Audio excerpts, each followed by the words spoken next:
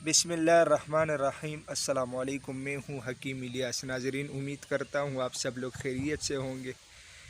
आज खेतों की तरफ आया तो यहाँ पे सनफ्लावर लगे हुए हैं। एक तो ये देखने में भी बहुत अच्छा लगता है। इसके अलावा जो है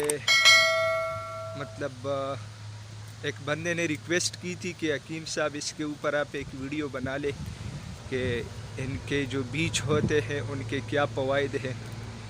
तो वैसे याद आ गया, रास्ते में जा रहा था तो सोचा कि एक वीडियो बना लूँ उस दोस्त के लिए, और साथ में इंशाल्लाह कोशिश करूँगा बहुत जल्द इसके ऊपर एक वीडियो बना लूँ।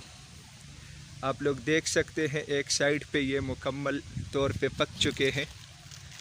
आप लोग देख सकते हैं, ये देखिए जी, बहुत अच्छा लग रहा है और खाने में भी उसका टेस्ट बहुत ज़बरदस्त होता है। तो ये मेरे ख़्याल में थोड़े से पहले लगाए हुए थे तो इसकी वजह से ये तैयार हो चुके हैं, और ये जो साइड है ये आई थिंक थोड़े से बाद में लगाए थे, तो अभी इसमें काफ़ी टाइम बाकी है। तो सोचा कि आप लोग भी चेक कर ले, देख ले, क्योंकि ऐसा सीन देखने में बहुत ज़्यादा मज़ा आता है ना।